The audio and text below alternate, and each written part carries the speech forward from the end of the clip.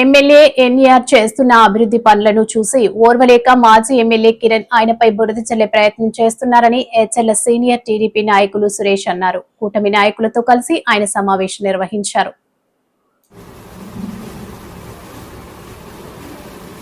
ఈరోజు ఈ పత్రికా సమావేశం ఏర్పాటు చేయడం జరిగింది. ప్రధానంగా గౌరవ శాసనసభ్యుల వారు ఆయన చేస్తున్నటువంటి అభివృద్ధిని, ఆయన ఈ నియోజకవర్గం అభివృద్ధికి పాటుపడుతున్న విషయాలు చూసి కొంతమంది లేడిపోయిన అవాకులు చవాకులు మాట్లాడటం జరుగుతుంది. అది ప్రజలకు తెలియాలనే ఒక ఉద్దేశంతోనే ఈరోజు ఈ పత్రికా సమావేశం ఏర్పాటు చేయడం జరిగింది. ప్రత్యక్షంగా చూస్తే తెలుస్తుంది. ఈరోజు ఈ నియోజకవర్గంలో అభివృద్ధి అంటే గౌరవ శాసనసభ్యులు నడుగుడు ఈశ్వరరావు గారి ద్వారానే జరుగుతుంది. ఆయన ఇచ్చల నియోజకవర్గానికి సంబంధించి ఈ 10 నెలల్లో సుమారు 70 కోట్ల రూపాయలు ఎన్ఆర్ఈఎస్ నిధుల ద్వారా ప్రతి పల్లికి గ్రామానికి కూడా సిమెంట్ రోడ్లు వేసే కార్యక్రమం జరిగింది.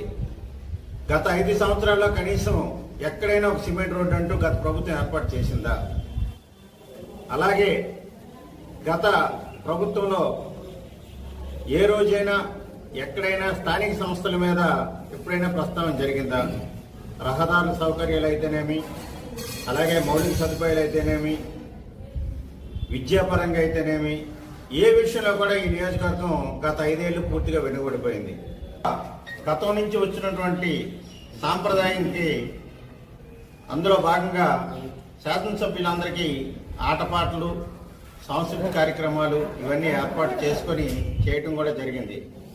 అందులో భాగంగా శాసనసభ్యులందరూ రకరకాలుగా స్కిట్లు చేయటం జరిగింది. అదే విచిత్రం కానీ మా శాసనసభ్యుల వారు చేసిన స్కిట్లో 11 అనే పేరు చెప్తే దానికి ఉలిక్కి పడ్డారు ప్రతిపక్ష నాయకులు. అసలు 11 అనే నెంబర్ ఎవరికైనా ఉంటుందా? ఆయన పేరు ఏదైనా 11 ఉందా? Cricket match